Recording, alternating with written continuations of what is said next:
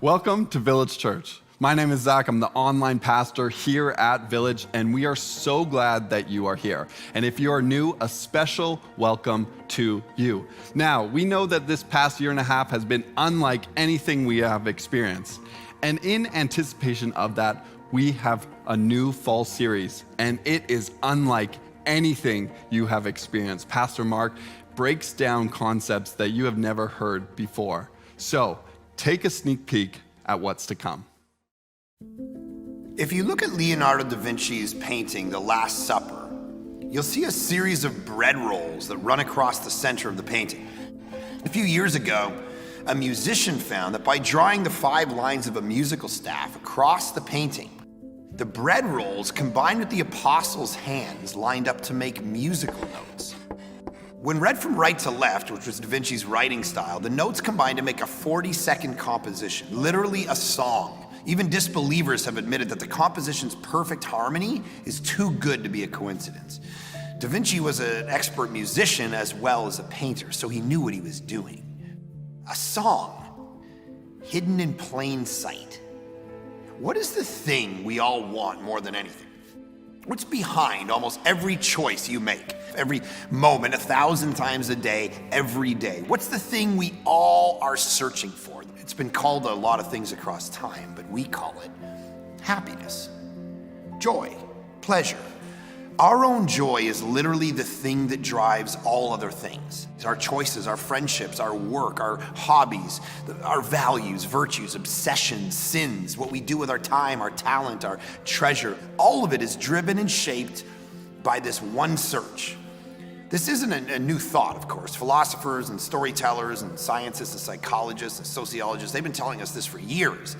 The clothes you're wearing right now, that man you married, that meal you just had or are dreaming about cooking up next. Sure, sometimes we just make do and get stuff done, but most often, even in those moments, we try in some way to enjoy those things.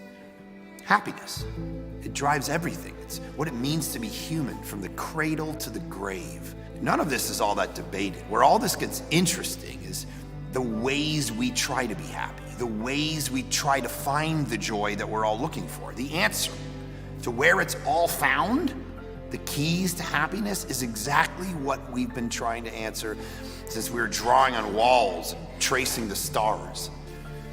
So where is this happiness found? How can I experience it? What is the secret? How do I get it and keep it once I've found it? See, we tend to look everywhere to find it. Money, sex, fame, power, friendship, family, kids, work, accomplishment, adventure, intelligence, reputation, beauty. But what if I told you that that was all wrong?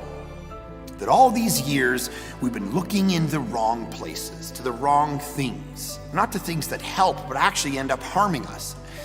What if I told you that the secret was none of that, but that the secret wasn't all that secret at all, that it's been right in front of our noses the whole time, like a painting, thousands of years old, sitting in a gallery for all to see, famous beyond words, with a hidden message hiding in plain sight when we look closer, when we know what to look for, when we stare into it, for those who have eyes to see it. A secret which invites the world.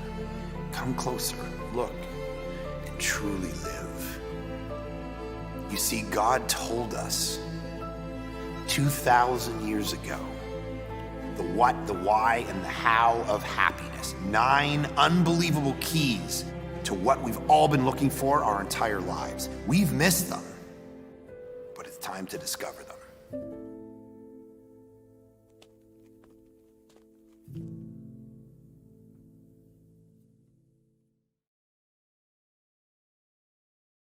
This is going to be an unbelievable series of messages from Pastor Mark. You are not going to want to miss this. 5 weeks starting September 26th. Now, let's continue our service and worship together.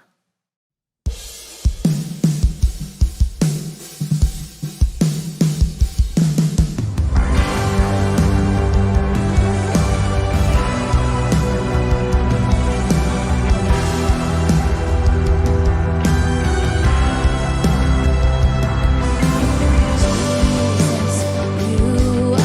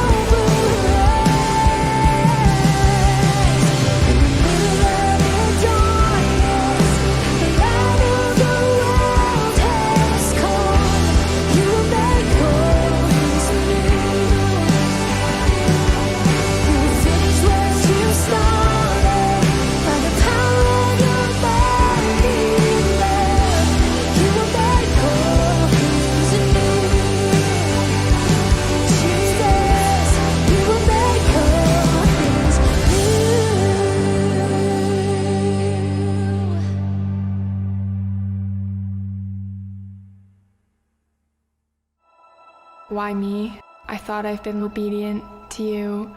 I thought I've done quote unquote all the right things. Like, why did this happen to me? I went up for a layup and I got hit in the air. I came down really hard and hit the ground. My kneecap actually ended up popping out. And then I went up for a block and I came down and landed on someone's foot and my knee popped out again. So I had to do even more rehab. I think my leg was just tired and my knee gave out on me for a third time again then. And in that fall, I ended up landing on my arm. I knew something was off in my arm because it had like this tingling sensation. It just wouldn't go away. I had torn my tricep and UCL, which are like two major ligaments. There was like nothing holding onto my kneecap besides my quad. So those basically required immediate surgery. I was feeling pretty alone, and why is this happening to me? I've grown up in a Christian household and just have always been told that God has a plan in everything. But when you're in the midst of all of it, it's so hard to see, especially when things just keep happening one after the next after the next. It felt like pretty defeating, especially when I'd re-injure myself after all the work I put in. I was basically bedbound for a month during the summer. Before all of this, basketball was truly my identity. And then as soon as it was taken away from me, it felt like I had nothing left. I've always been told, like, you need to make sure that you make your faith your own, like it's not my parents' faith. Through this, it's really opened my eyes to how I should have that personal relationship with God. Taylor shines for Jesus. She wants to point to Jesus all the time. Through this experience, she really has not leaned on her own strength or on her parents. She's really learned how to lean on her own relationship with Jesus. I may have a plan or trajectory of where I'd want to go, but God will ultimately put me on the right path and lead me to places where I can show Him the most glory through whatever I'm doing, whether that's school, basketball, just being a friend to others. I was told by many people that I would never be able to play basketball again, so the fact that I am able to is such a miracle in and of itself. And I just know that God wants me to use my gifts for His glory.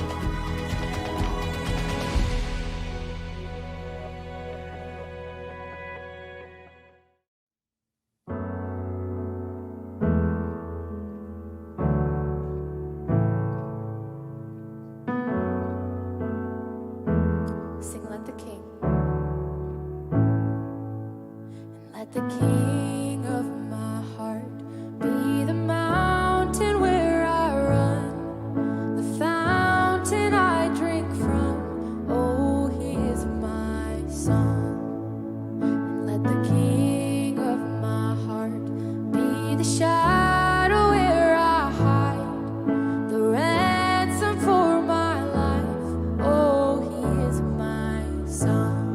'Cause you are good, good.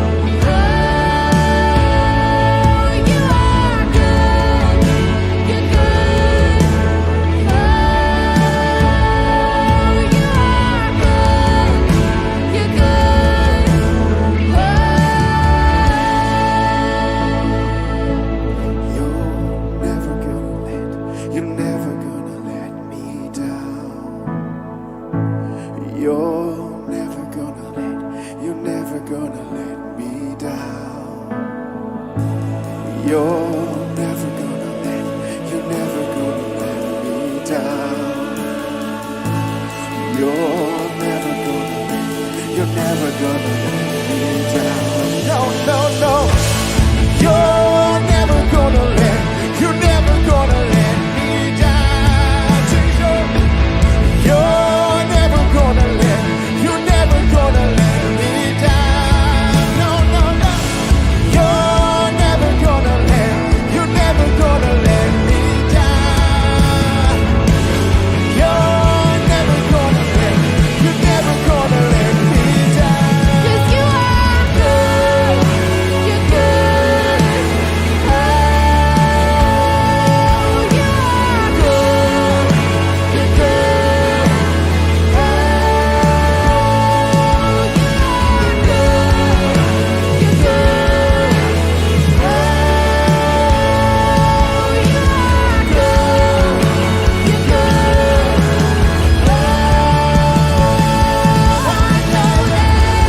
You're never gonna let me down. You're never gonna let me down. No, no, no. You're never gonna let me down. Jesus. You're never gonna let me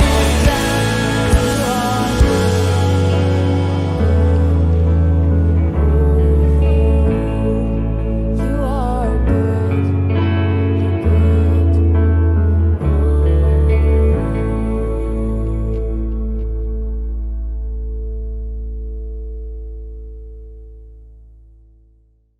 Welcome to Village Church. My name is Chris. I'm one of the lead pastors here at Village Church, and I'm so glad you're joining us today as we continue in our study of the book of John. This is a book that confronts us in so many ways, and it's been written with a real distinct purpose to help us understand Jesus more. And you might actually be someone who loves Jesus, is coming to church, is part of Village Church for a long time, but you actually might be someone who's never been in a church before. This might be your first time to Village, sure, but it might also be your first time engaging with the gospel of Jesus and trying to understand even who God is. Is this real? Is this something I should even invest my time in? And thinking this might be the only time you ever come to this service, whether that even be online. This might be the only time you listen to something like this. And I just want to encourage you, this text is actually perfect for you because it's going to confront in us, those of us who don't believe in Jesus and those of us who do believe in Jesus, we're all going to be confronted with the truth of who he is because this is what he done. We're in this place in the text where all of the animosity in Jesus' life surrounding like who he was and who he said to be is growing. It's saying that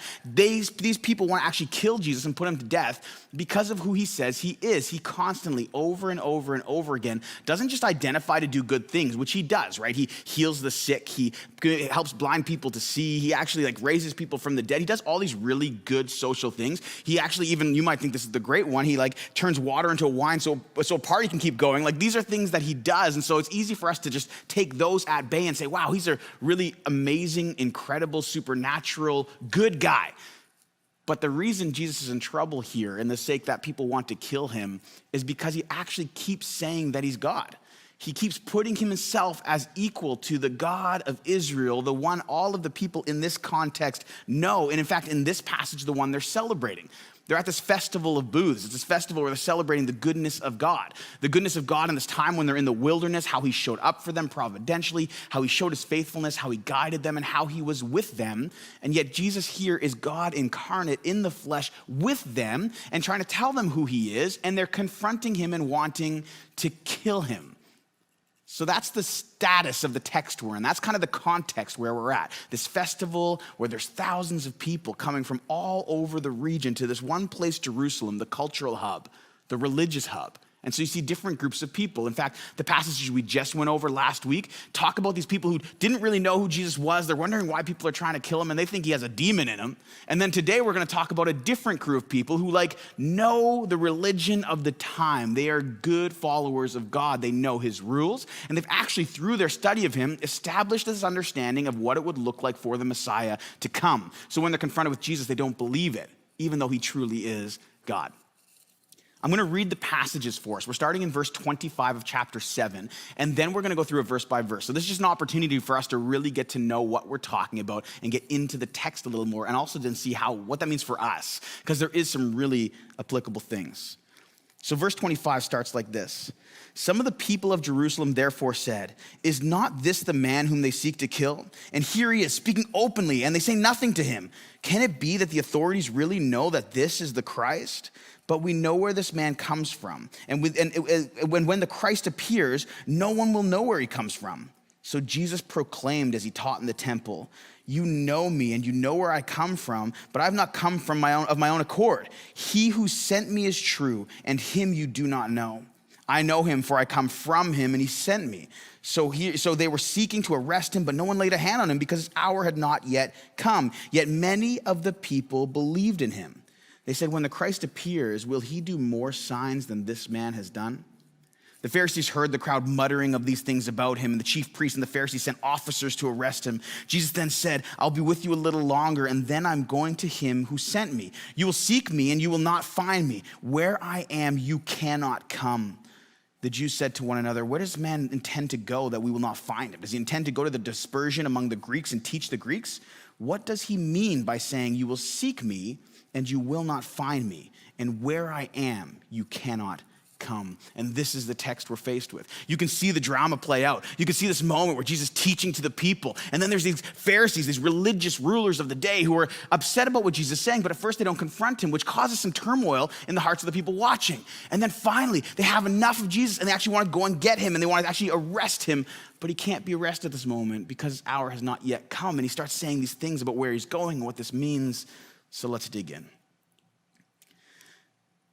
See, in the text here today, it starts off with these people in Jerusalem saying, "Is this not the man whom they seek to kill?" Like this is like we were saying, Jesus is at this space where people want to kill him because of what he's saying, because of who he's saying he is. He's not just a good man doing wild things and doing party tricks and making people believe that he might be something more than just a man who has some sort of special, unique powers.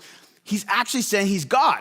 That's the blasphemous part. That's the scandal of Christ. That's the thing that people cannot get over in the day, is he is saying that he is God and he's doing it in every way possible. And I know some of you struggle with the ideas like, did Jesus actually say he was God?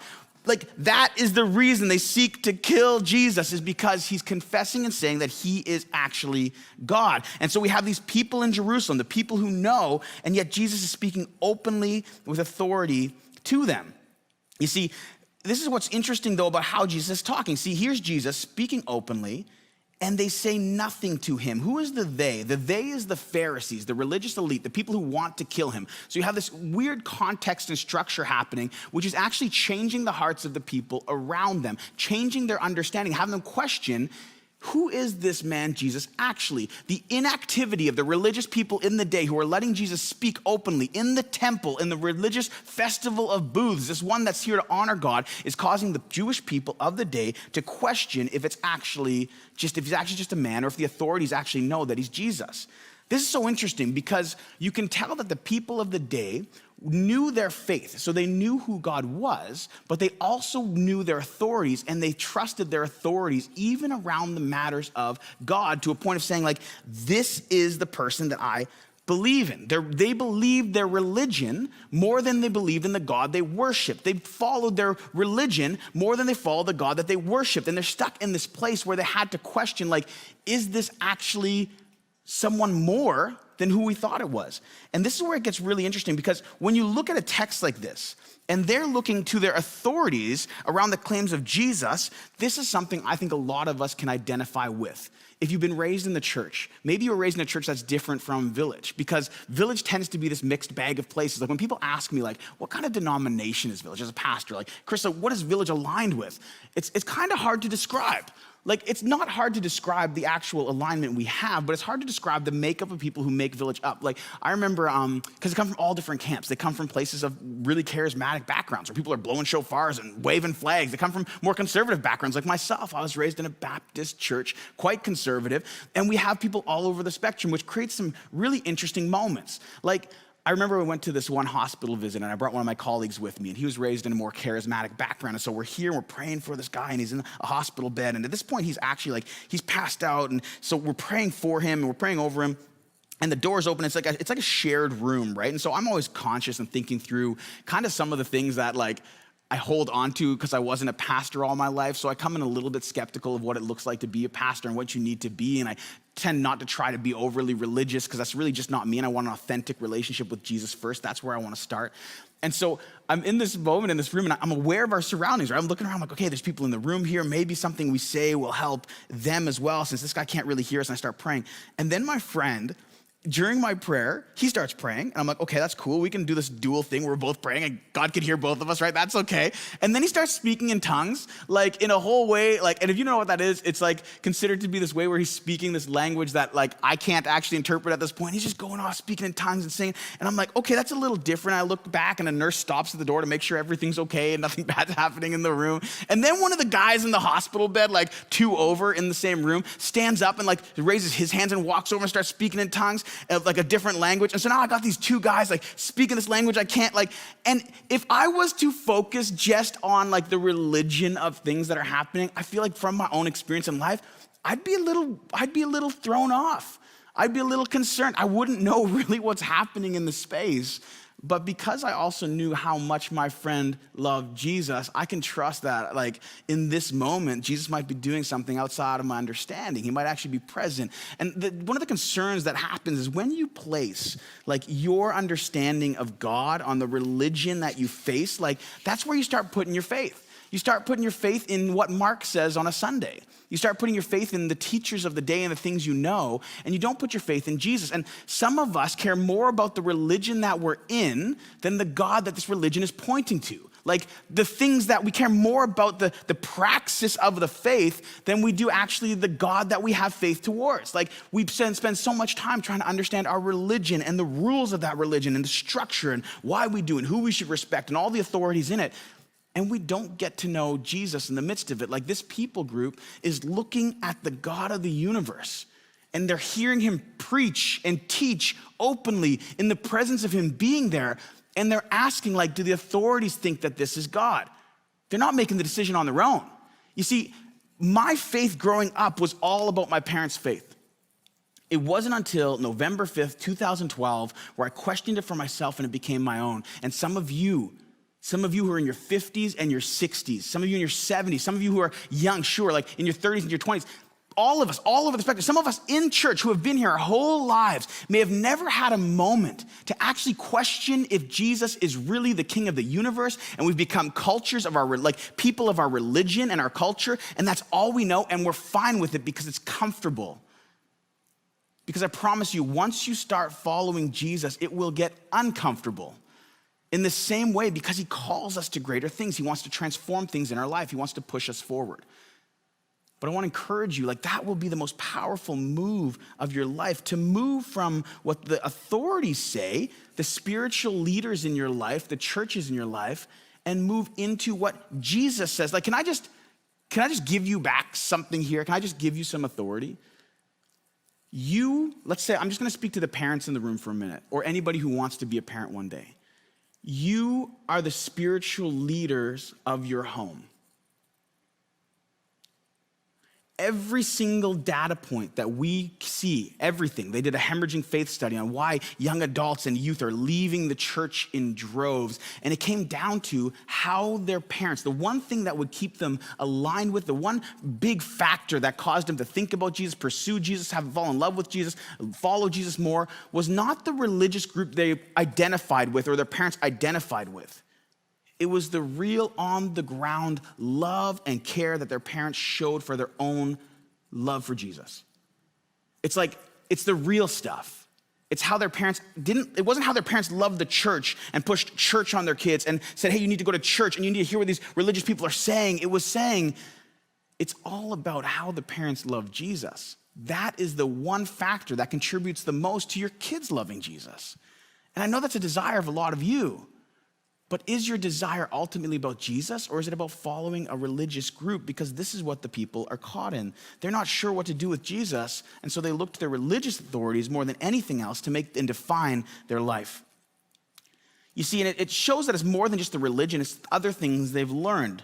It says, but we know where this man comes from. And when the Christ appears, this is the Messiah, this is the one they're waiting for, the one they're thinking about, this teacher that they're waiting, the salvation for the world, this one that they're actually pursuing, know that God will send to redeem Israel to him. They say no one will know where he comes from. This is like Malachi chapter 3. Like they try and misinterpret verses to say, we don't know where he's going to come from, but we know where this man's from. We know this man's from Bethlehem. In fact, though, Jesus was prophesied to have come from Bethlehem. They say, we don't know how. It's like they're following this superstitious idea of the day where once again, they're putting their faith in other things, in superstition, in religion, but not in this actual proclamation of who God is. You see, it's so interesting because there's so many good things happening here. Like, it's really good that they would study the faith.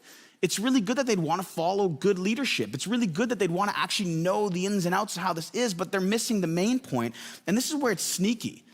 Listen to this. John Chrysostom, he was actually like a theologian in like 345 AD. He was known as the golden-mouthed theologian because he was so good at articulating truths about the gospel, like this leader in the early church in the forum. But he said this: when it comes to these chief things that might actually distract us from the sole heart of knowing Jesus. He says, we must remember that we deal with a crafty enemy. If we were suddenly aware of a serpent nestling in our bed, we would go to great lengths to kill it. But when the devil nestles in our souls, we tell ourselves we are in no danger, and thus we lie at ease. I think a lot of us are happy with our religion. We're happy with the constructs we're facing. We're lying at ease and not knowing that this good thing is actually the serpent in our bed, that we love our religion and our rules and the structure and the things that give us a surety more than even the mysteries of Christ and the things he wants to do in your life. You build more affection and longing for the patterns and the things that bring you that comfort rather than the God who gives you that comfort and makes that comfort available. And so in that way, like, you might go to church your whole life and still live an eternity without Jesus because you haven't gotten to know him, because you don't love him, because you care more about the superstition or the religion of the day than you do about him. You know, and it just sneaks in. It's a serpent lying quietly in your bed. You don't know it's there. And I think for all of us, even if you're in, like, it's just so easy to fall into this trap. It's so much easier to build our affections for a system that we like, in a group of people that we like, who believe the same things we do, and it becomes this cultural thing that we just love to sit in. But it's not actually knowing and building affection for the God of the universe who loves you. And in that way, it's a quiet temptation. The temptation of religion might be the temptation you face the most. It might not be hard sins. It might not be falling in all sorts of ways. You might be graceful and elegant. You might be able to hold it together. You might not have these big seated sins and issues in your life. And it might be really easy to look at other people and say, oh man, they don't have it together, but I do. I'm good enough. And it becomes this pious place of resentment even sometimes for others. The longings you have aren't for your children to know Jesus. It's for them to follow the religious structure that you did. The longings you have are for, the wins you have are for people coming to church. Sure, that's a win. The greatest win, though, is that they come to know Jesus, because our churches are filled with people who don't know him and who don't love him. And my heart would be that you don't fall into the trap like these people do, where they think they know better than the God of the universe who's coming in and saying, no, I am here. It's not about where I come from, even though I was prophesied to come from Bethlehem and I've done that. It's about who I am. And so Jesus proclaims to these people, he actually responds to them. He says, as he taught in the temple, he says, you know me, sure. He's like, you know who I am. You know where I come from. He's like, you know where I come from here. You know that I come from Bethlehem. I was raised in Nazareth, spent a little bit of time in Egypt. You know some of these things about me. He's like, but you don't know this. And this is the key of who Jesus is. This is a much bigger picture of who Jesus, and we're going to get into some solid doctrine here around the Trinity of God, who God is, God the Father, the Son, the Spirit, what this means for our lives, and knowing what this relationship looks like. This is a huge component of what Jesus is about to say. He says, but I have not come of my own accord. This is like astonishing to me. You see, Jesus has this incredible moment here where he's saying, like, the reason I come is not by me and my own power. I'm not pushing my own agenda. I'm not moving myself narratively. He says there's actually something else. He says, he who sent me is true, and him you do not know. And this was like a wild statement, because remember where they are. They're in a festival right now where they're celebrating the goodness of a God they know. They're celebrating the providence of a God they know. They're looking back to historical accounts when they saw in their own group of people the Israelites know God actually has done something historically, literally, to guide us through the wilderness. Our forefathers, it's written, it's been spoken. They're meticulous in their writing down of these things. And so they say, I know. They think as they come to this festival, they know God. And Jesus is looking at them and saying, I've actually been sent by the one you think you know, and you do not know him. You don't know him. Now, what does this say about the Trinity? You see, this says that it actually wasn't Jesus' plan. It was God's plan to send Jesus here. He who sent me. So this is God who's sending Jesus, which unpacks a whole breadth of who Jesus is. And so for that, I actually want to look back into the beginning of John just for a second. If you turn with me there, chapter 1. In the beginning was the Word, and the Word was with God. This means eternally, the Word was with God in the beginning, before time. Jesus existed with God together in perfect relationship, in perfect harmony, this beautiful relationship they had, and the Word was God. This is saying that Jesus was God for eternity, before the world existed, before all of these things. Jesus and God are absolutely equal. Jesus is God. And all things were made through him. Jesus was intimately involved in creation. And without him, not anything was made. In him was life, and the life was the light of men. It's this beautiful thing where Jesus was actually with God for eternity. Move to verse 14. And the Word became flesh and dwelt among us.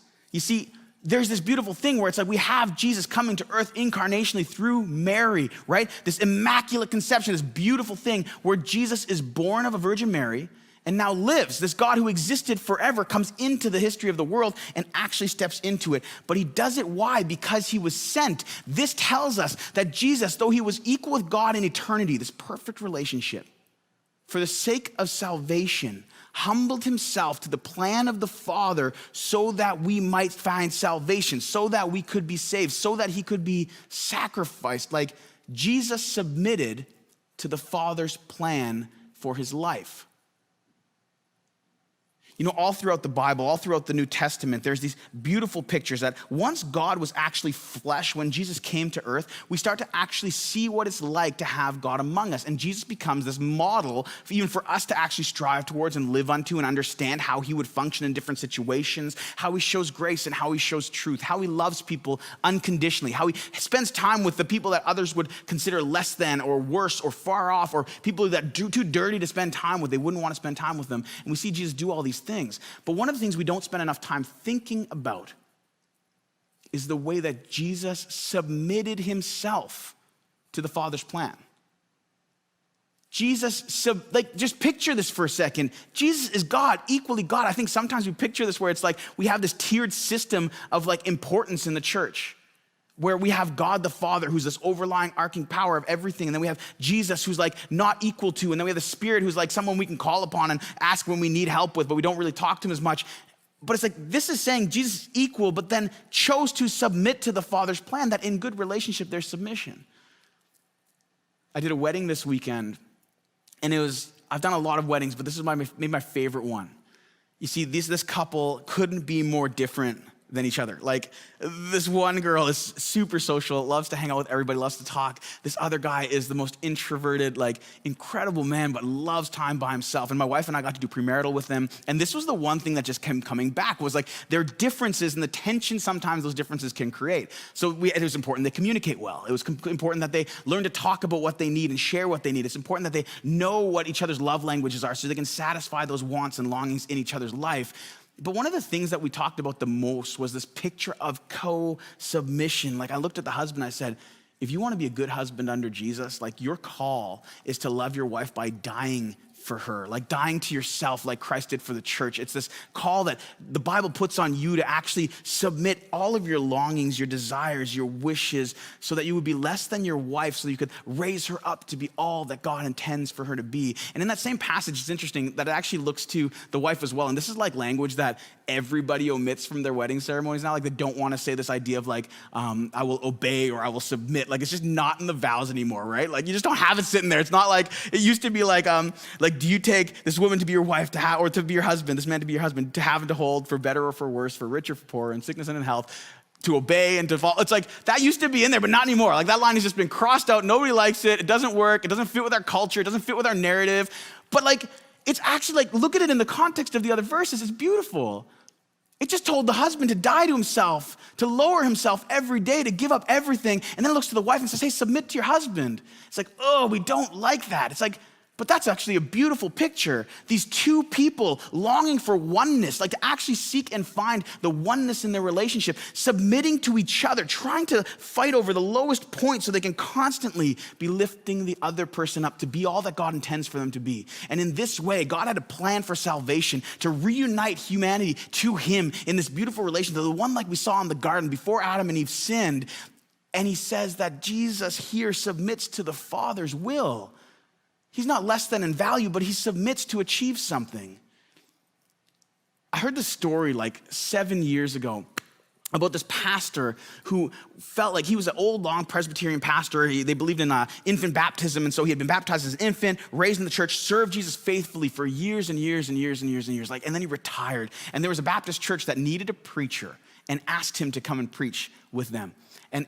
But the one thing they had is this difference in understanding of baptism, the secondary doctrine, this idea of like, hey, this baptism is important that you be baptized by immersion. You need to go ahead and do that if you want to serve us. And I think a lot of us sometimes get caught up in that if we come from other religious backgrounds, like where it's like, hey, I was baptized as an infant. Should I be baptized again now that I'm an adult? Like, is that something I should do? I'm now following Jesus. I wasn't obviously following Jesus as a baby. I grew up and went my own way, but now I really feel like I'm in a relationship with him and I want to serve the church. You see, this is where that man was, this old pastor, faithful, loved Jesus, knew more about him than any of these people he was like, who were putting these rules on him for. And he decided, though, that he would submit. And so this 80-something-year-old man walks into the water in Vancouver and gets baptized, even though he's been following Jesus his whole life. Like, what a humbling moment. But why did he do it? It's because he wanted to achieve something. It's because he felt called to actually serve these people that he was called to. And in this way, that's what our lives need to reflect. If we're going to take anything from Jesus, it's this beautiful idea that submission is the call on Jesus' life as he submits to the authority of the Father, and our call is to submit our authorities to Jesus. John Calvin says this: if we're not our own but the Lord's, it's clear to what purpose all our deeds must be directed. We're not our own. Therefore, neither our reason nor our will should guide us in our thoughts and actions. We are not our own. Therefore, we should not seek what is only expedient to the flesh. We are not our own. Therefore, let us forget ourselves and our own interests as far as possible. We are God's own. To him, therefore, let us live and die. We are God's own. Therefore, let his wisdom and will dominate all our actions. We are God's own. Therefore, let every part of our existence be directed towards him as our only legitimate goal. This is what Jesus did for us. He submitted to the Father's plan. He came to earth, lowered himself to be fully man, still fully God, lived a life we couldn't, went through all of this nonsense of trying to tell people who he was and proclaim who he was to an end that we're about to talk about, to a significance that we're about to step into. And then he went, though, and he humbled himself to the point of death, where he died on a cross, and he took all of our sin and shame and guilt, and he put it on himself, and in that moment, died to it. Like he died. Like God was put to death in this moment, but he didn't stay dead. He rose again, showing his power over all of those things. That he is great and he is gracious and he is loving and he is kind, but he's truthful. And he did all to give us the opportunity to step into a relationship with him. All for us to step under the authority of him, because stepping under his authority leads to thriving. Like Jesus' submission led to the opportunity for people to be reconciled to God once and forever. That if people would confess him as Lord and believe him to be true, that they would actually be able to be with him again for eternity, which is where Jesus takes us next. Jesus is saying, I know the one who sent me. I know him, for I come from him and he sent me. This is what we're talking about. You see, and this is where the Pharisees and the religious of the day start thinking like this is coming off the rails. He's saying he's God again. He's starting to blaspheme. He's starting to say things that we don't believe and we shouldn't let people be thrown aside for. We shouldn't let people try and believe like it's time to start doing that. So they're seeking to arrest him, but no one laid a hand on him because his hour had not yet come. This again is the authority of Christ working in the functional time of the world. It's not his time yet, so it wouldn't go forward. They couldn't arrest him.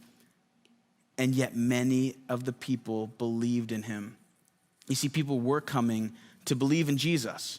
Like they're actually starting to follow him and to trust him and to think maybe this is actually the Messiah. Like Jesus' life and what he's accomplishing, Jesus preaching and what he's saying, all of these things, there's something deep happening in the lives of some of the people, and yet in some of them it's not. You see, for some of them, yeah, they believe in him, but then for this other group of people, they're still asking the question, hey, like, is this actually him? They haven't taken that step to follow him. When the Christ appears, will he do more signs than this man has done? They're looking to him as a man, not as God, and that might be where you are. You might be looking at Jesus today as a man that you think is good, as a man, like, is this actually him? As a man of like, well, will he come back? And you're still asking these questions. You're sitting in this place where you feel like you have all the time in the world to continue in this train of thought. We see the Pharisees heard the crowd. Okay, they heard the crowd muttering these things about him, some believing, some not. Is he the Christ? Is he going to do more? When Christ comes, will he do more than this? And so they sent officers to arrest him. But Jesus says, and this is where it gets wild, and all of this starts to make crucial importance for the decision you make today, to the way you think today, to the things you consider today. Jesus said, I will be with you a little longer. Jesus is with us in the flesh, in this moment, in the text, and with humanity, in history. He's physically present with his people, and the power of presence in people's lives cannot be overstated. Like, Jesus is actually with people, and all throughout the Gospels, he's with people. You know, there's one moment in my life, I had this great teacher that I loved. Like, when I was falling in love with Jesus, I had these people in my life who were teachers that I felt like I could trust, and I was listening to a lot of like downloading podcasts and constantly listening. And one of these guys was John Piper, and like I don't know what you think about him as a teacher, but for me, he was deeply impactful in my understanding and my affection for Jesus, like my desire for who God was, my heart to actually follow him with my life. And there was this moment where he was teaching 1 Peter at a church here in Vancouver, and so a couple friends of mine, like Pastor Michael Chinchilla, Pastor Victor Maynard, we all went to this conference, and we're sitting literally front row center for his teaching on 1 Peter. We're like, spit on me, anoint me with your spit, which is weird. That's actually not biblical or a theology you should follow. And so we're in this place where it's like afterwards, there's hundreds of people gathered around him who want to talk to him. And I'm thinking, I don't want to be that fanboy who's like going up to him and being like, oh, I'm so thankful for you. But I did really want to say thank you. But it's so busy, so packed. So I went up and I made a plan, and I'm like, I'm going to actually just make sure that I just get the opportunity while he's here in person just to say thank you. So I go up to him, and finally after waiting my turn, tons of people around him, people kind of shoving and hitting his shoulders and stuff. And I'm like, hey man, I just wanted to thank you. You have no idea, what your teaching has done for my life and how it's impacted me. And all he said, he just looked at me and he said, you're welcome, man, bless you. And that was it. But the power that I felt in that moment wasn't because I was talking to somebody I deeply respected. It was because in that moment with hundreds of people around, he was just present with me. There's nobody else in the room. It was just us. And that to me showed a great deal of leadership. And it's a leadership that's biblically based in who Jesus is. He says, I'm going to stay with you a little longer. He says, I'm actually here. I'm actually present with you. He's with his people. And in the same way, even today, God desires to be close with you in like a manifest felt way. Like he desires to be present. Some of you might be praying for that you would feel his presence. But he's not far off. Like you might be going through something right now where you feel like God's far away. Like Jesus is not far off. The Spirit of God is not far off. Like when Jesus ascended into heaven, he sent his Spirit back to be with his people. He's so used to like even at a festival of booths, of tabernacles, like God with us, Emmanuel, God with us. One of Jesus' names comes to live among us and is with his people. He's there and he's present. And so for you today, maybe you're walking through things on your own and you don't follow Jesus. And today's the day you say, you know what, I actually want that presence. I want that person in my life. Because you don't have to go through all the things and wonders of life alone. Because Jesus is available to you. And that's something maybe we've heard. You see, Jesus is saying though, I'm going to go back to the one who sent me. He said, you'll seek me and you will not find me. Where I am, you cannot come. That sounds different from other things we may have heard from Jesus, but he continues because the Jews actually respond to this. The Jews say to one another, where does this man intend to go that we won't find him? Does he intend to go to the dispersion among the Greeks and teach the Greeks? Are these the things that he plans on doing? What does he mean by saying, you'll seek me and you will not find me? Where I am, you cannot come. You see, some of us have been pitched an idea of Christianity that Jesus is always available to us, just waiting and knocking constantly for all of time, just waiting and knocking at the door of our hearts, waiting. But this text says something different. This text says that Jesus is going somewhere that you cannot come. The people who do not believe in him cannot come. This is so different from John, like chapter 14, where he's talking to his disciples and says, hey, I'm going to a place and I'm going to prepare a room for you and I'm going to come back for you, like people who love him. He's talking to people who do not see him as God, who do not know him as God, who do not respect and value and give him authority as God. And he's saying, I'm going somewhere and you're not going to come. Like this is wild. This is a warning text. This is the idea and the contrast to what you may have been spoken, that you can for your whole life go off and do whatever you want. Go off and take whatever you want, enjoy whatever you want, do whatever you want, follow your own desires, your own heart, everything that you want to do, and Jesus will always be there waiting for you. And some of us deal with our sin this way, where it's like, I'm tempted to this thing, I'm not gonna fight it because I know Jesus' grace is available to me. Some of you who are like living and you've been in the church before and you used to follow him and you feel like you've backslidden, you're like, you know what, but I know he's always there for me when I need him. You're in practically, you're in moments, the only time you pray to God is when you're going through something hard and you need him. Well, Jesus is saying there's going to be a moment in history at the end of your life where he's going somewhere and you will seek me and you will not find me. That is terrifying. This is the idea of spending an eternity away from the God who designed the universe, designed it to be good, wants you to be in it, but it's been marred by sin. An eternity separated from Jesus and the goodness of him. Like that's what it looks like. Like this emotional tearing for the rest of time, that like you're seeking him. You're seeking the goodness of who God is. You're seeking and you're wondering who that is, where he is. You're seeking and wondering like how you can be close to him. All the good things that come from him, all the common graces that disappear when you followed him, you haven't followed him. It's like there's a theology where C.S. Lewis talks about this and he says like, hell is more than anything else. It's like the eternity without God is where people have chosen their whole lives that they don't want him, they don't want him, they don't want him. And throughout their lives, God has been faithful and showing up, yes, and knocking and saying, I'm here, I'm available for you, I've already sacrificed for you, I love for you. And then finally one day he just said, and after being rejected for someone's whole life, finally he says, okay. And he gives them what he wants. He gives them what they want. People who have no desire to be with God here will have no desire to be with God for eternity, but it's not like this. All the common graces disappear. It'll put you in a place for eternity where you're seeking to find Jesus and you won't find him. And none of us know when that will be. None of us know when the last day of our life will be. None of us know the moment when that's just it. Death and judgment. That's what comes. You see, Jesus is standing here and telling people who he is, that he's God. His desire, his will is that all people would believe in him and love him and follow him. The reason Jesus submits to the Father's plan is because it's important to him that he would give people an opportunity to be in relationship with him. And that opportunity is sitting before you today. And if you're in a place where you know about Jesus, it's not good enough. You need to know him. You need to love him. You need to build affection for him. You need to give your authority to him. You need to submit to his plan and his will for your life. It's not going to be a religion that saves you. It's not going to be the patterns that save you. It's not going to be the good deeds you do that save you. There's a lot of good people in this crowd. It's going to be only Jesus who paves the way for you to be with him for eternity. So if this is something that you have not engaged with, this train of thought, this idea that there will be a moment when it's too late, I encourage you not to get distracted from this question of who Jesus is. Do you believe him to be God? Do you believe him to be the one who holds all keys to salvation, the one who paid for your sin in a way that he didn't deserve, where he was murdered because of our sin for the sake of reconciling us to God, but that he's powerful and he rose again? That like if you're still breathing right now and you're hearing this message, I have confidence that Jesus is doing something in your life.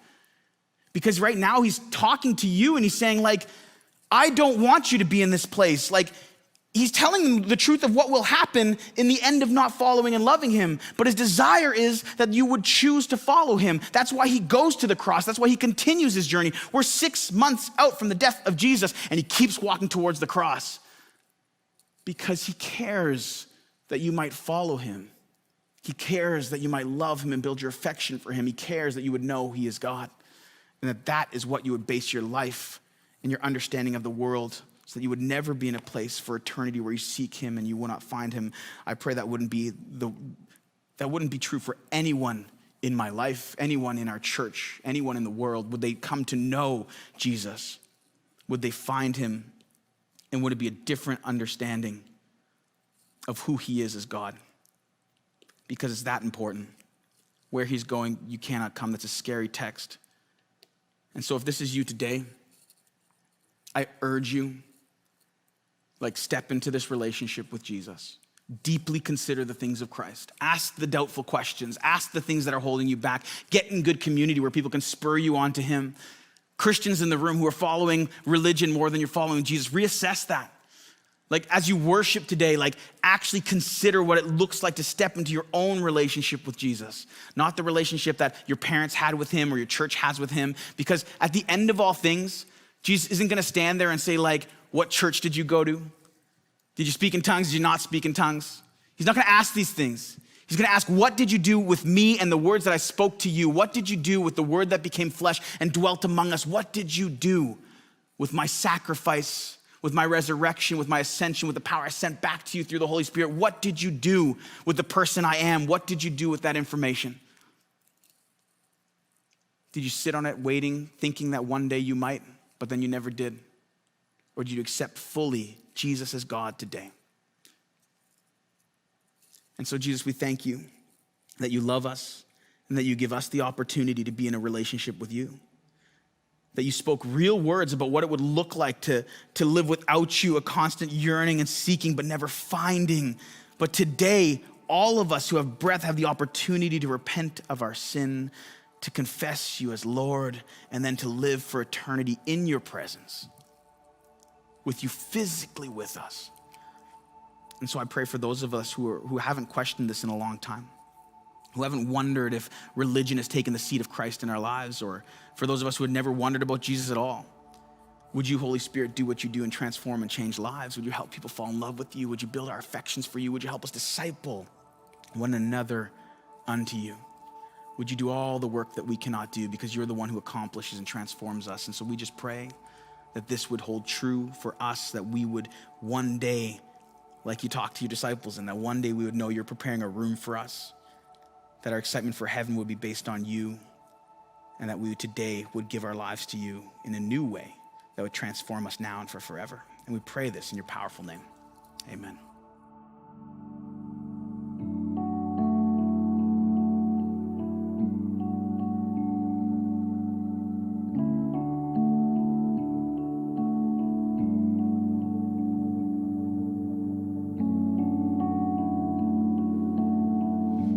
When I survey the wondrous Christ on which the Prince of Glory died,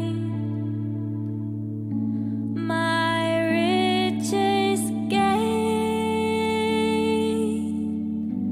I count but loss, in poor contempt on all my pride.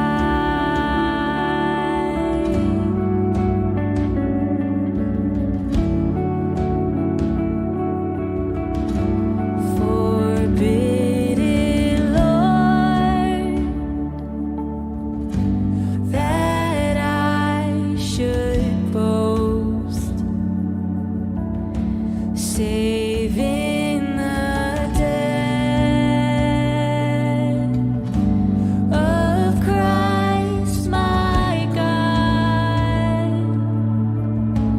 All the vain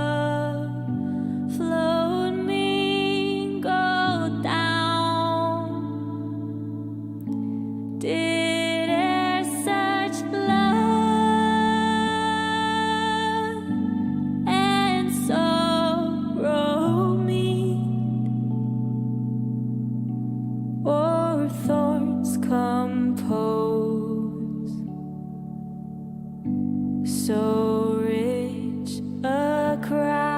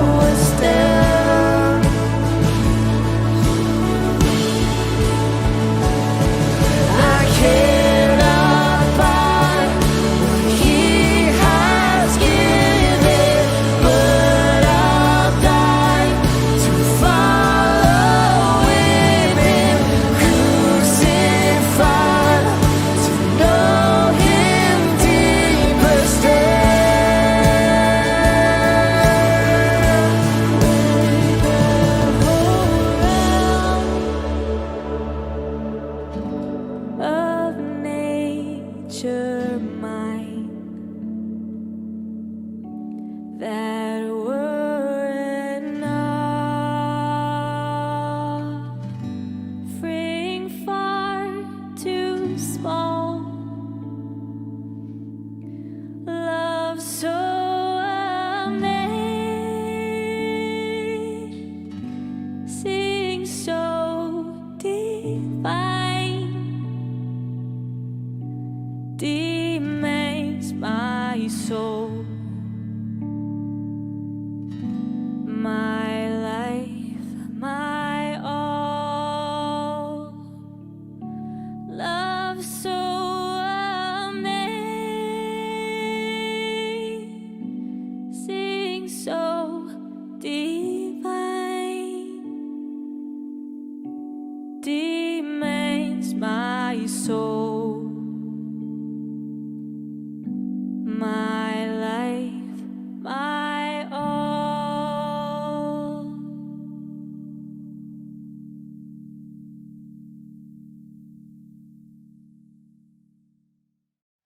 What a powerful time of worshiping our King Jesus together. And my hope and prayer is that this would be the starting place to take this into your week. Grow closer as a fully devoted follower of Jesus wherever you're at. And we would love to come alongside you and help you do just that. You can go to thisisvillagechurch.com/connect with us because we would love to connect with you. And none of this would be possible without your financial partnership. And if you would like to partner with us, you can do so by going to thisisvillagechurch.com/give. Thanks so much for joining. We'll see you next time.